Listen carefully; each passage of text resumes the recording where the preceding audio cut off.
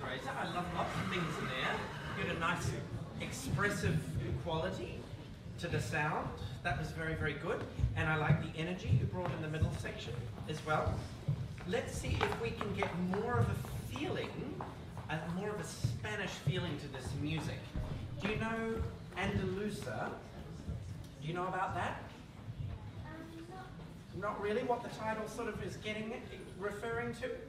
It's referring to a part of Spain. It's a southern part of Spain, Andalusia. Yeah, you've heard of that? Very good. And that part of southern Spain is known for people being very, very expressive in that region. They tend to be a little bit more friendly and expressive and emotional extrovert than people in the north. And so we have a romance of that part of Spain, and we have certain rhythmic elements that come in with this romance. What we have in the music is we've got this spin of one in the bar. Yum ba ba ba ba ba, yum ba ba ba ba ba, yum ba ba ba ba ba. But there's an accent on a part of the bar. Yum ba ba ba ba ba, bumpy ba ba ba ba ba, yum ba ba ba ba ba ba. And that's very characteristic. When you come in, characteristic that is of Spanish music, it's putting it 3 against 2. 1, 2, 3, 1, 2, 3, 1, 2, 3, 1, 2, 3. When you come in, you're actually hemiolid in the sense that is you're playing in 2 against that almost the whole time. I'll exaggerate, I'll show you what I mean. This is the character of the music. I'll do it without the piano first.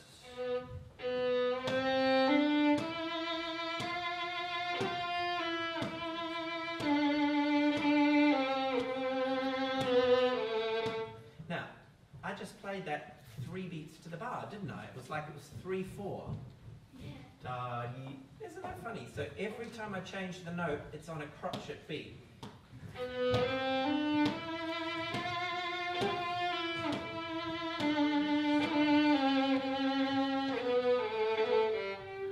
So he writes it like you're in 3/4, but actually we're still in 6/8 with this piano. Now, if we want to feel that Spanish flavor in the rhythm, which is that 3 against 2, it's good to try and play the beginnings of each of those beats with an expressive quality in the left hand. So in other words, I'll give you the upbeat. So something like...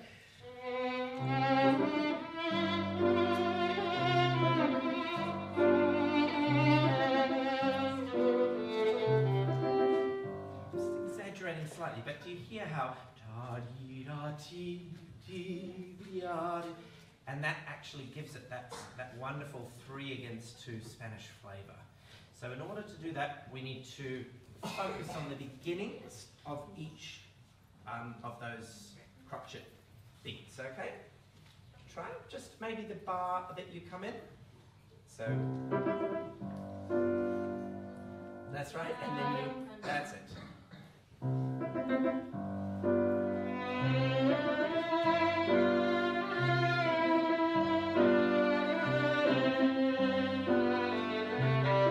Very nice. Don't forget the F is also on the crotchet beat, so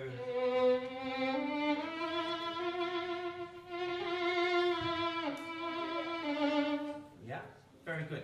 I also want you to get a Spanish flavor. It's coming. just with that, but Spanish flavour in the sound. What sort of sound are we after in Spain for Spanish music if we're playing it? Well, what flavour? Have you ever eaten Spanish food? No, but I think I know what it kind of is. Right, okay. What do you think it tastes like? It's like a different type to here in Yeah. Australia and in other parts, but I'm not really sure. Well, I'll give you an idea. Spanish food is very rich in flavour. It's very strong. Spanish people eat things like chorizo sausage, or chorizo sausage as they'd say, and it's got spice, it's got some heat, it sort of hits you in the mouth, chorizo sausage. Or they eat Spanish paella, which is a dish with rice, and it's got seafood, and it's got meat, and it's a little bit spicy, and it's got tons of tomato sort of flavour as well. Everything's got heaps of flavour, so it's rich in the flavour. And that's the sort of sound we want. We want a rich sound. So with your vibrato, really let your vibrato be very expressive on the first notes of those crotchets. So we have...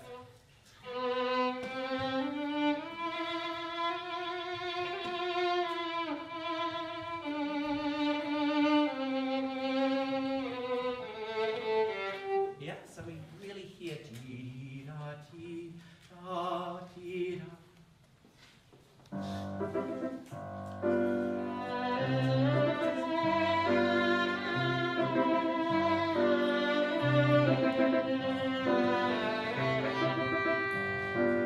Next phrase. Keep going.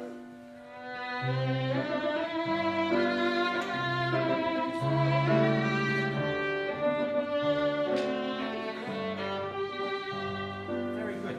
Great. So that starts to get a Spanish feel. Now the next thing we need to do, it's andantino, which andante, you probably know what that means at a walking pace, and andantino can even be more flowing than andante. So what we want to do now is really feel those sentences. It's very clear where the phrases begin and end, isn't it? Yeah. When the phrase ends, the harmony is very simple in this music. It's just sort of going between tonic sort of dominant harmony, and it's very kind of simple. Yeah, that's also very kind of Spanish, like we're just sort of strolling along. When we come to the end of the phrase, we really want to let go of the sound and just let it be sort of easy, as if it's just blowing in the breeze at the end of the phrase, okay? So we'll try with a little bit more flow, and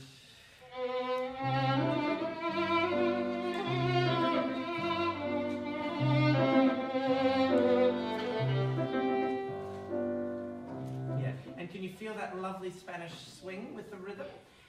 Good, and I just let the phrase go. Let's try it. Now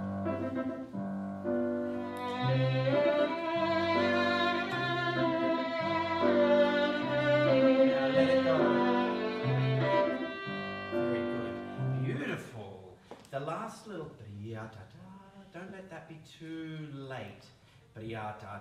Because it makes too much out of what is essentially just an ending gesture. Yeah, so just let that, let it go. Very nice though. You're going to play that first phrase again, letting it go, and not playing too long at the end. Then in the second phrase, when I let you keep going, let's have a look. The second phrase has a very important note in the piano. Can we just hear that? Ooh, there's a little C sharp in there. Very good, which gives us a leading note to that D, which is actually part of the dominant chord. So that C sharp makes you play your note more intensely, doesn't it? So where is that? I'll play the second phrase. Listen out for that G sharp, C sharp. Can you play that extra loudly?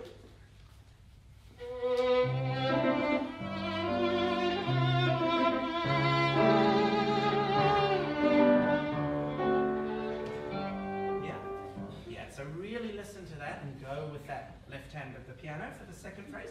Should we try both phrases?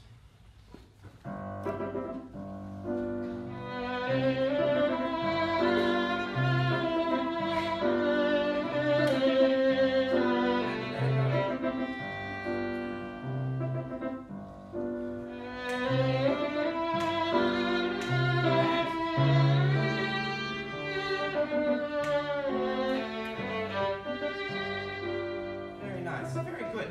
And if you slide up, that's great. So, but keep the vibrato going up the top there. Very nice. Then we go up the octave, and he starts embellishing things. Can you now play with a sense of really lovely full open voice when you play this next section? Let's keep going.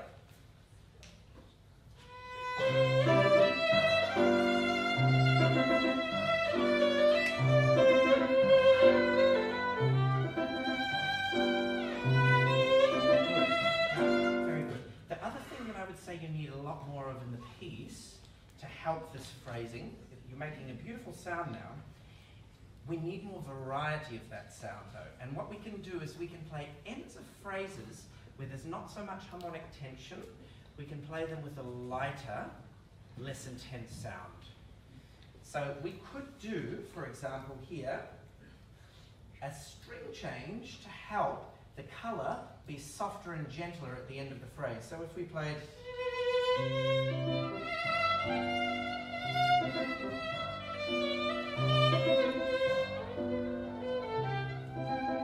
So I go over to the D string, just at the end of the phrase, which is... Yeah, now I don't want you to have to change your finger. Where do you go over there? That's fine, you can do that. So...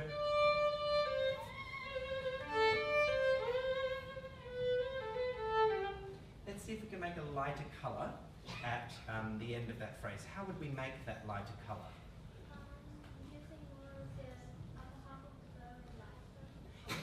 Yes, so we could play more upper half of the bow, a slightly lighter contact, and side of the hair, maybe a tiny bit further away from the bridge. Yeah, exactly. So we're trying to get a different colour. Remember that this area here is your colour palette. This is like your paintbrush. I'm sure you've heard people tell you that before, right? And paintbrush, and painters hold a platter with all their different colours in their hand, and they're dipping it and painting, dipping and painting. That's that platter with all the colour. And we need lighter and darker colours, getting different contact point weights and bow speeds, of course. So let's see if we can vary the sound at the end of that second end of this phrase. So from the that again.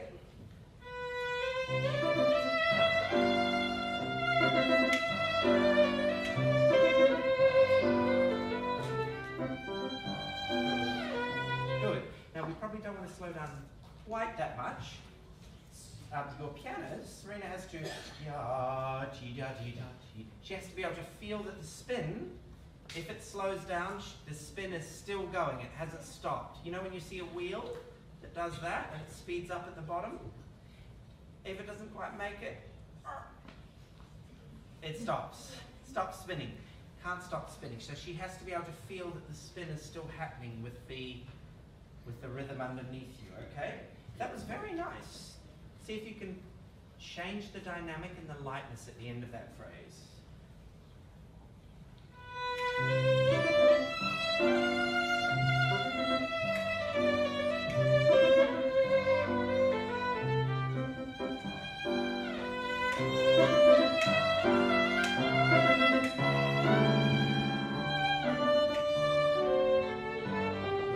So I really pushed you in the second phrase to go all the way to the top G. Don't stop, and don't let the sound diminish towards the top of that phrase. You really have to keep the phrase moving.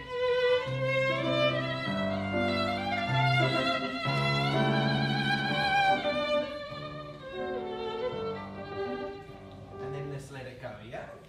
Can you try the second phrase for us?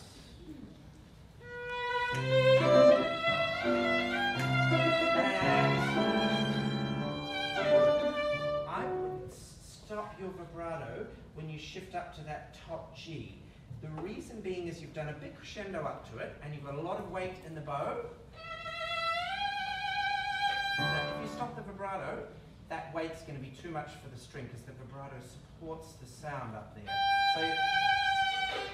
So, and we've suddenly choked.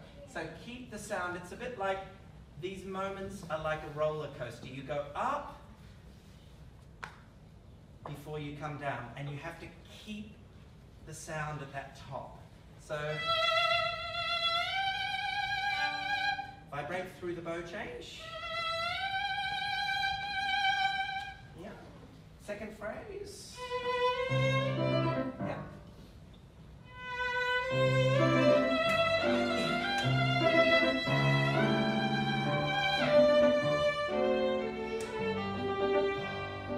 Very good. Very nice. Yeah, beautiful. So this is how the swing. Have we got 5 minutes? I don't know where Xiaofang's gone. Okay, this is how the swing works of the Spanish music. It's so important, and I'd like you to just do one other thing for the color for me. Here,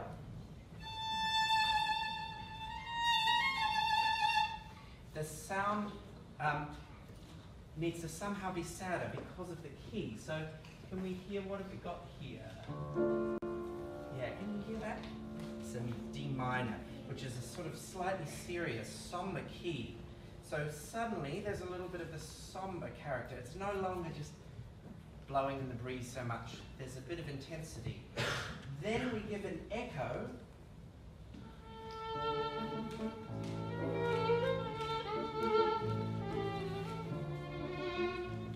And you can really make a gorgeous color. Draw your audience all the way into you on the stage with this gorgeous, intimate kind of color. Can we hear those two things? So this is somber, serious D minor, and then beautiful color in the echo. Now,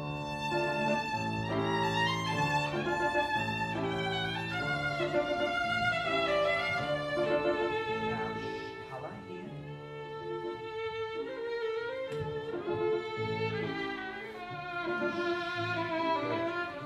Yeah, beautiful.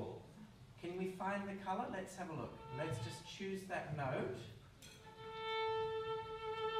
I want you to think you're going for a color that's going to create imagination in your listeners. Like they're going to think of something when they hear that color that's maybe a little bit sad. Maybe they had a little pet.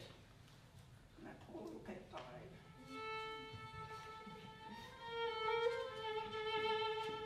It's just a little bit sad, but I hope it didn't. But we'll just find the sound. So, yeah, a light bow, don't press. Has to be beautifully in tune. Very light, and keep the bow moving. Yeah, can you find this? Listen to this.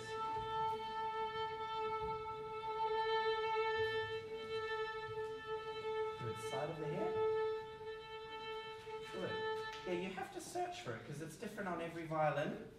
What I do on my violin, you might have to play slightly more up here, you might have to play down there, lighter, heavier.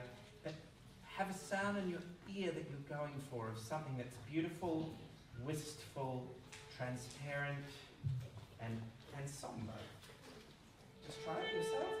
Keep the vibrato going to keep the sound spinning out. Ooh, that's nice. I think let's go with that and see how that comes across. Right on the piano. Yeah, good. You just have to keep the vibrato, otherwise the sound is going to sort of die. Ma'am?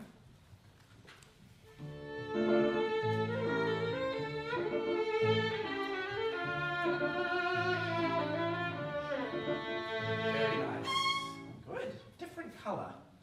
So before you were playing, you were making a very good sound, but it's like you were painting with only a couple of colors or a few colors. And we need a lot more variety, okay? Now the only other thing I wanted to say was, the other important thing about Andalusia, that region in the south of Spain, was that that's where flamenco dancing and flamenco guitar originates from. And the middle section of this is really Sarasate's nod to that tradition. It's really taken from flamenco. Have you seen flamenco dancing? So flamenco, I'm not going to embarrass myself. But, only a little bit. I always embarrass myself. Flamenco dancers dance, and usually they have castanets, often, the females do anyway, and they dance with usually one hand up. So one hand will be over their head, and they puff out their chest, and then they stop like this. Yeah? That's flamenco. There we go, I've embarrassed myself. So, what we have here is we've got a bit of a flamenco dance. This is the guitar giving you a little introduction. Yeah, that's mysterious.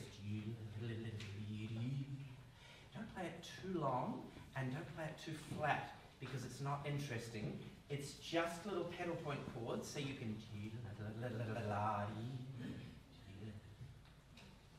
Yeah, just try that. Flamenco guitar. Can you give it very good? Can you give it a little bit of shape? So, oops.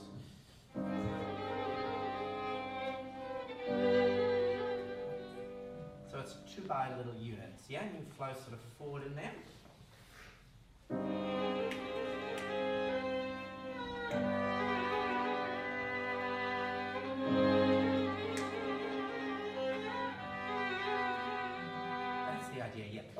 It's this strumming technique. That's all flamenco guitar is all about that. Very good. Then we get to the dancing. All of this rhythm is that stomping, really. So again, it's... And everything is... Yeah?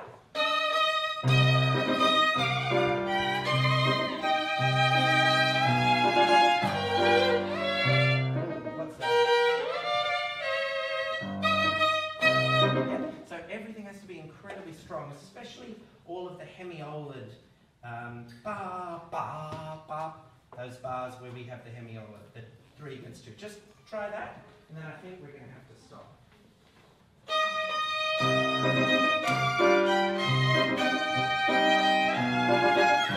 That's right. Very good. You're trying a little bit too much, but what you probably need to work on quite a lot is getting the vibrato supple in your double stops. It's a bit restricted in the double stops, and it just means we don't have quite enough of the intensity coming through the double stops. Da, da, ti, for that appassionato. But give it one more go. Try not to rush. Think of appassionato as being more like a flamenco dancer. You're actually going to be bolder and stronger and have more spine to what you play. So not sort of falling forward, but upright, and really, really strong. Flamenco dancers would never rush if they didn't mean to. Ba, ba, ba, ba, dee, da, da. Yeah?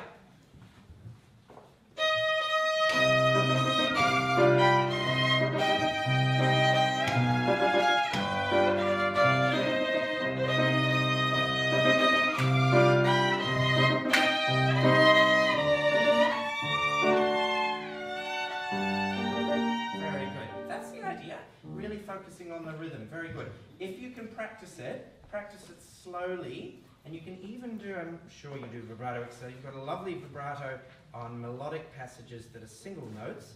See if you can focus on getting that flexible joint in your double stop. You can practice scales, you can practice the notes in the piece, just stay on it until you get that flexibility everywhere.